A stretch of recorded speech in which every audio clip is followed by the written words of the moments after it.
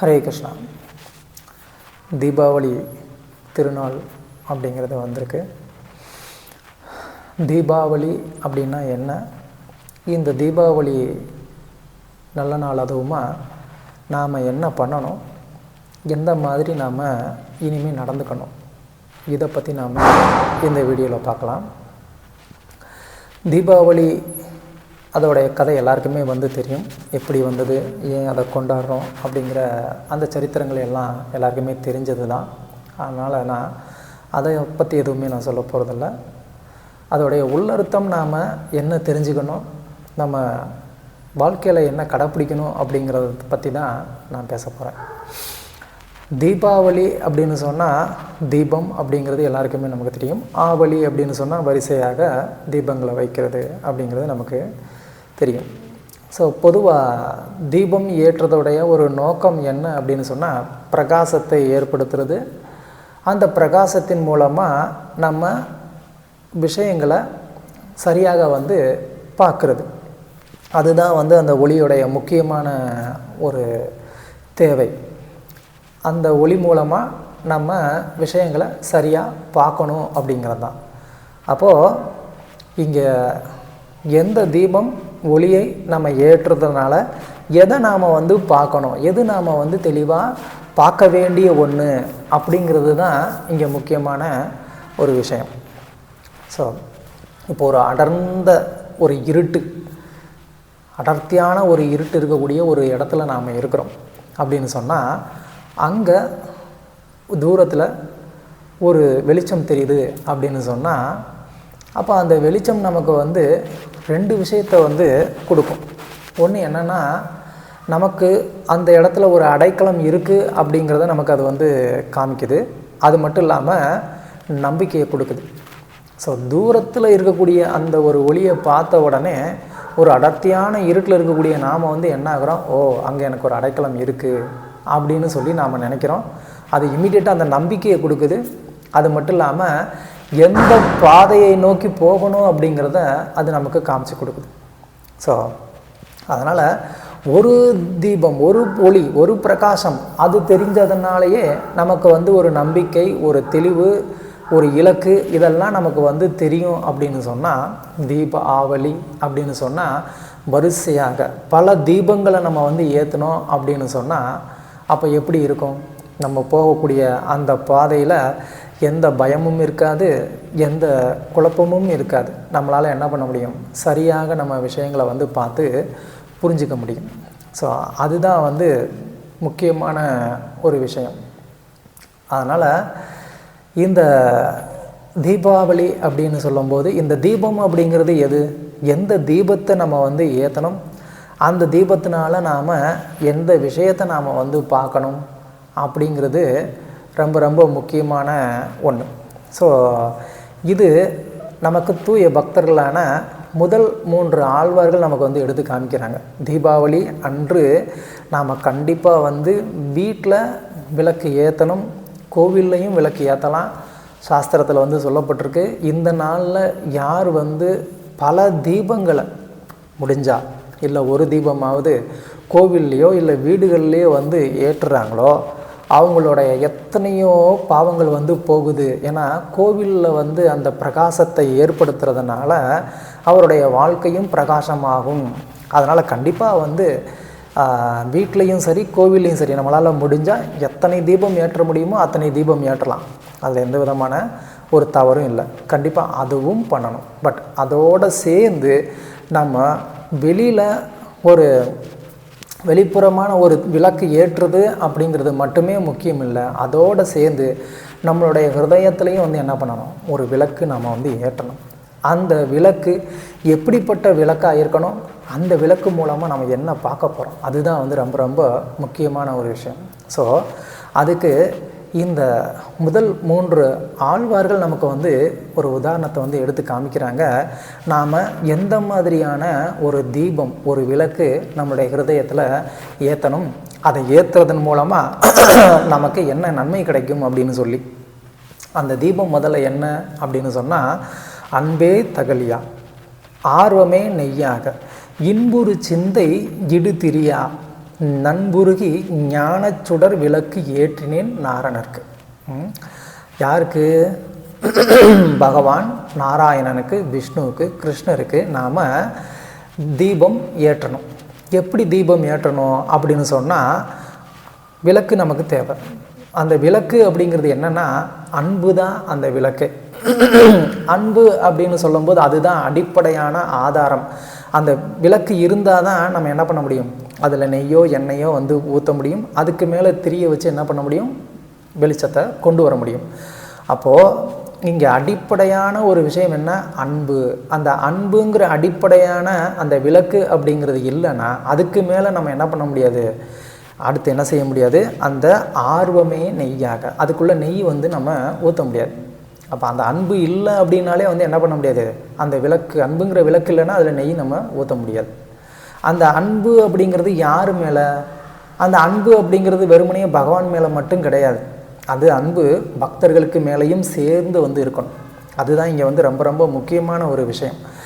பகவான் இங்கே பக்தர்கள் ஒன்று கூடி அவங்க வந்து என்ன பண்ணுறாங்க, அவங்க ஆனந்தமாக பகவானுடைய கதைகளை வந்து பேசிக்கிட்டு இருக்கிறாங்க. அதனால் வந்து பகவான் என்ன பண்ணுறாரு, அந்த இடத்துல நான் வரணும் அப்படின்னு சொல்லி அவர் வர்றார். ஸோ அதனால் முதல்ல பக்தருடைய சங்கத்தில் நாம் ஒன்று கூடி நம்ம என்ன பண்ணணும், அன்போட ஒரு பக்தர்களுக்கு இடையில் அன்பு பரிமாற்றம் நம்ம வந்து பண்ணிக்கணும். பக்தர்களோடையும் ஒரு அன்போடு இருந்து அப்புறமா நம்ம பகவானுக்கு மேலே காட்டக்கூடிய அந்த அன்பு வந்து என்னாகும், அது வந்து சரியான விதத்தில் வந்து செயல்படும். பக்தர்களுக்கு மேலே அன்பு இல்லை, அவங்களெல்லாம் நான் யாரையும் கண்டுக்க மாட்டேன், பார்க்க மாட்டேன், என்ன எதுன்னு நான் கேட்க மாட்டேன், இதெல்லாம் வந்து எனக்கு தேவையில்லை, எனக்கு நேராக பகவான் மேலே தான் அன்பு காட்ட முடியும், அவருக்கு எனக்கு தான் சம்பந்தம் அப்படின்னு நாம் என்ன பண்ண முடியாது. பக்தர்களை வந்து நிராகரிச்சுட்டு நாம் பகவானை மட்டும் நம்ம வந்து அன்பு காட்டுறேன்னு நம்ம பிரதானப்படுத்த முடியாது. பகவானுக்கு பிரதானமே பக்தர்கள் தான். அதனால் முதல்ல நம்மளுடைய ஹிருதயத்துக்குள்ள பக்தர்களுக்கு மேலே இந்த அன்பு அப்படிங்கிறதும் பகவானுக்கு மேலே அன்பு அப்படிங்கிற அந்த ஒரு விளக்கு நமக்கு வந்து வேணும். அதுக்கு மேலே ஆர்வமே நெய்யாக. எந்த ஆர்வம் நமக்கு வந்து வேணும் அப்படின்னு சொன்னால், இந்த ஆர்வம் அப்படிங்கிறது 2 விதமான ஆர்வம். திரும்ப என்ன அப்படின்னு சொன்னால், பக்தர்களுடைய சங்கம் வேணும். பக்தர்களுடைய சங்கத்தில் பகவானுடைய கதைகளை கேட்கணும். இதுதான் வந்து ரொம்ப முக்கியமான ஆர்வம். பகவானை பார்க்கணும் அப்படிங்கிறது ஆர்வம் இல்லை, பகவானுடைய கதைகளை கேட்கணுங்கிறது தான் ஆர்வம். அந்த ஆர்வத்தினால என்ன பண்ணலாம், பகவானை பார்க்கலாம். பகவானை பற்றி கேட்காம நம்மளால் என்ன பண்ண முடியாது, பகவானை பார்க்க முடியாது. பாகவதத்தில் வந்து என்ன சொல்கிறாங்க, உண்மையிலே பக்தர்கள் வந்து எப்படி வந்து பகவானை பார்க்குறாங்க, காதால் பார்க்குறாங்க அப்படிங்கிறாங்க. காதுனால அப்படின்னு சொன்னால் பகவானை பற்றி கேட்குறதுனால அப்படின்னு சொல்லி. ஸோ அதனால் பக்தர்களுடைய சங்கத்துக்கு ஆர்வமாக இருக்கணும். அந்த பக்தர்களுடைய சங்கத்தில் பகவானை பற்றின கதைகளை கேட்குறதுல ஆர்வமாக இருக்கணும். இந்த ஆர்வம் ரொம்ப ரொம்ப முக்கியம். இந்த ஆர்வம் அப்படிங்கிற அந்த நெய்யை அந்த விளக்கில் நம்ம வந்து ஏற்றணும் அப்படின்னு சொன்னால், அதுக்கப்புறமா என்ன தேவை, திரி தேவை. இன்புறு சிந்தை. இன்புறு சிந்தை அப்படின்னு சொன்னால், அந்த திரி அப்படிங்கிறது என்ன, அந்த ஒரு சந்தோஷமான ஒரு ஆனந்தமான ஒரு மனநிலை. அது எப்படி இருக்கும் அப்படின்னு சொன்னால், நண்புருகி, அதாவது நன்மையை மட்டுமே விரும்பக்கூடிய ஒரு சிந்தனை, அதுதான் இன்புருகி சிந்தை. நன்மையை மட்டுமே, மற்றவர்களுக்கும் சரி பக்தர்களுக்கும் சரி, நம்ம எப்போ நன்மையை மட்டுமே விரும்புகிறோமோ அந்த திரி ரொம்ப முக்கியம். இங்கே நம்ம வந்து வெறுமனையே பகவானுக்கு மேலே அன்பு இருக்குது, பகவானை பார்க்குறதுக்கு ஆர்வம் இருக்குது அப்படிங்கிறது மட்டுமே வந்து போதாது. நல்ல சிந்தனை அப்படிங்கிறது ரொம்ப ரொம்ப முக்கியம். யாரை பற்றியும் குறை சொல்லாமல், யாரை பற்றியும் அவதூறாக பேசாமல், யாருக்கும் கெடுதல் நினைக்காமல் நம்ம என்ன பண்ணணும், எல்லாருக்குமே வந்து நன்மையை மட்டுமே நினைக்கணும். இந்த இன்புறு சிந்தை அது வந்து நமக்கு தேவை. பகவானை வந்து காணணும், கேட்கணுங்கிற அந்த ஆர்வம் மட்டும் இருந்தால் போதாது. என்ன தேவை நமக்கு, இன்புறு சிந்தை, நண்புருகி, இது எல்லாம் வந்து சேர்ந்து நம்ம தீபம் ஏற்றும் போது அப்போ வந்து என்னாகும், ஞானச்சுடர் விளக்கு ஏற்றினேன். இந்த விளக்குக்கு பேர் என்ன, ஞானச்சுடர் அப்படின்னு சொன்னால், இது பகவானை தெளிவாக நமக்கு காட்டக்கூடிய ஒரு விளக்கு. இது வந்து வெறுமனையே ஒரு கற்பனையோ இல்லைன்னா வந்து ஒரு மன எழுச்சியோ வந்து கிடையாது. இது வந்து பகவானை பற்றின சரியான விஷயத்தை கேட்குறதுனால. அதனால தான் இங்கே வந்து ஞானச்சுடர் அப்படின்னு வந்து ஆழ்வார் வந்து சொல்கிறார். ஞானச்சுடர் எப்படி வரும்? அது ஒரு மன எழுச்சியினால் வந்து வராது, அது பகவானை பற்றி கேட்குறதுனால தான் வரும். அதனால தான் இங்கே வந்து ஞானச்சுடர் அப்படின்னு வந்து சொல்கிறார். அதனால் நம்மளுடைய ஹிருதயத்தில் இப்படி ஒரு விளக்கு நாம் வந்து ஏற்றினோம் அப்படின்னு சொன்னால் நம்மளால் என்ன பண்ண முடியும்? திருக்கண்டேன் பொன்மேனி கண்டேன் அப்படின்னு அடுத்த ஆழ்வார் வந்து சொல்கிறார். அப்போ நம்மளால் என்ன பண்ண முடியும்? பகவான் மகாலட்சுமியோட கூடியிருக்கக்கூடிய அந்த பகவானை நம்மளால் பார்க்க முடியும்.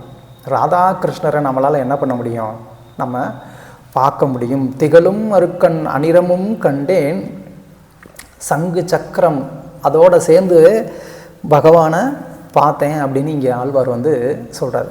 அப்போது பகவானுடைய அந்த உன்னதமான ஆனந்தமயமான அந்த ரூபத்தை நாம் வந்து நம்மளுடைய ஹிருதயத்தில் பார்க்கணும் அப்படின்னு சொன்னால், நாம் வெறுமனையே வெளியில் பகவானுக்கு தீபம் ஏற்றுறது அப்படிங்கிற அந்த ஒரு சடங்கை மட்டுமே நம்ம வந்து பண்ணாமல், அதோடு சேர்ந்து நம்மளுடைய ஹிருதயத்துக்குள்ள பகவானை எப்படி பார்க்க முடியும் அப்படின்ற அந்த ஒரு முயற்சியாக பகவானுக்கு இந்த தீபம் ஏற்றுற ஒரு நிகழ்ச்சியை நாம் வந்து பண்ணணும். நம்ம வீட்டில் தீபம் ஏற்றுறதா இருக்கலாம், கோவிலில் தீபம் ஏற்றுறதா இருக்கலாம். அதில் இந்த ஒரு விஷயத்தை நம்ம மனசில் வச்சு அதோடைய ஒரு சிந்தனையோட நாம் பகவானுக்கு தீபம் சமர்ப்பித்தோம் அப்படின்னு சொன்னால் கண்டிப்பாக வந்து பகவான் என்ன பண்ணுறாரு? நம்மளுடைய இந்த தீப அர்ப்பணிப்பை வந்து பகவான் ஏற்றுக்கிறார். அப்படி இல்லாமல் வெறுமனே ஒரு சடங்காக நாம் வந்து இந்த தீபத்தை ஏற்றுறது அப்படிங்கிறத நம்ம பண்ணோம் அப்படின்னு சொன்னால் அதுக்கு நன்மை இருக்குது, இல்லை அப்படின்றது கிடையாது. ஆனால் அதனால் நமக்கு பகவானுக்கு மேலே வந்து ஒரு பிரியம் ஏற்படணும் அப்படிங்கிறதோ, இல்லை பகவானுக்கு நம்ம மேலே வந்து ஒரு பிரியம் ஏற்படுமோ அப்படிங்கிறத வந்து சொல்ல முடியாது. ஏன் அப்படின்னு சொன்னால் அங்கே உண்மையான அன்பு ஆர்வம் அப்படிங்கிறது வந்து இல்லை, நல்ல சிந்தனை அப்படிங்கிறது இல்லை. ஸோ அதனால் இந்த தீபாவளி நன்னாளில் நம்ம எல்லாருமே வந்து கண்டிப்பாக வீட்டில் நல்ல தீப அலங்காரங்கள் வந்து பண்ணி பகவானை வந்து அந்த விதத்துலேயும் சந்தோஷப்படுத்தணும். அதே நேரத்தில் நம்மளுடைய ஹிருதயத்தில் அன்பு அப்படிங்கிற அந்த ஒரு விளக்குனால் பகவானை பற்றின அந்த கதைகளை கேட்கணுங்கிற அந்த ஆர்வத்தை வந்து வளர்த்துக்கிட்டு பக்தர்களுக்கு மேலேயும் பகவானுக்கு மேலேயும் நல்ல ஒரு சிந்தனையை நம்ம வந்து வளர்த்து இந்த ஒரு தீபத்தை இந்த தீபாவளி நல்லாளில் நம்மளுடைய ஹிருதயத்தில் நாம் வந்து ஏற்றி பகவானுடைய தரிசனத்தை நாம் வந்து அடையணும் அப்படின்னு சொல்லி எல்லாரும் இந்த தீபாவளி நன்னாளில் எல்லாருக்கு மேலேயும் அன்பு காட்டி எல்லாருமே வந்து சந்தோஷமாக இந்த நன்னாளை கொண்டாடணும். பகவானுக்கு எல்லோருக்குமே வந்து பகவான் கருணை கொடுக்கணும் அப்படின்றத நான் வந்து பகவானுடைய தாமரை திருவடிகளில் நான் வந்து பிரார்த்தனை செஞ்சுக்கிறேன். ஹரே கிருஷ்ணா. தேங்க்யூ.